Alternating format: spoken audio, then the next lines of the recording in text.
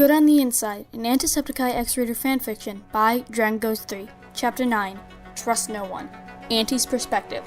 I opened the door and saw Luna cornered by Dark and Wilford. I knew I shouldn't have left her all alone because that was an easy target for Dark. I said I was sorry and watched her fall. Dark and Wilford teleported out of the house with Luna. I fell to my knees and cried. Why? I said under my breath. Your perspective. I opened my eyes to the sound of footsteps coming into the room. I was in a chair, but I wasn't tied up though. I saw Wilford walk in and sit next to me. So, Luna, you realize that Auntie is a demon, right? He said with his head down. Yeah, I whispered. Well, demons can sometimes go crazy. Underneath that layer of Auntie that really loves you is a nasty, non-stop murderous devil. He stood up and faced me. I raised an eyebrow knowing that wasn't true.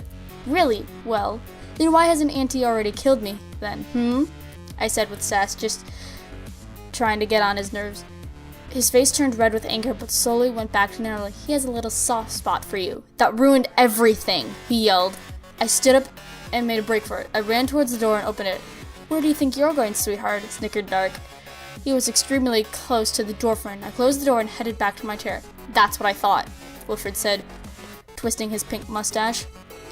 He looked into my eyes again. This time, I couldn't snap out of it. I felt my wrist burning again. I looked away and saw my wrist was glowing pink.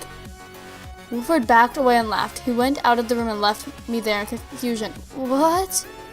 I began, but stopped at the burning sensation. Ah!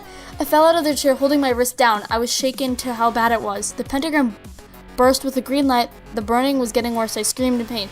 Shh, a voice cooed in my ear. I lied there weak, and I could not move anything. I looked behind me just to get a glance at who it was. All I saw was a glowing green eye covered by his green hair. He looked like Auntie, but had a much more darker essence around him. Auntie? I whispered in pain as I slowly started to fade away from the world and headed into darkness. In your thoughts. I felt being picked up bridal style and carried somewhere. This guy. He looked so much like Auntie. He was colder and had a harsh touch to him. I heard Wilford mumble about something. I didn't hear anything from the Auntie look-alike. I tried to wake up, but I was numb everywhere. Time skip. I felt my body touch leather.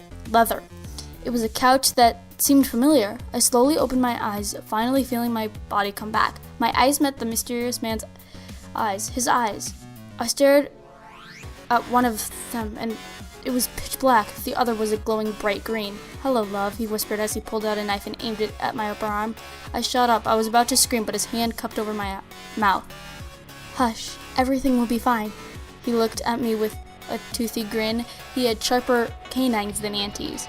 I saw the knife dig into my skin. He carved a A into my arm. I tried to fight back the tears. I looked up at the man. Who are you? He quivered in pain.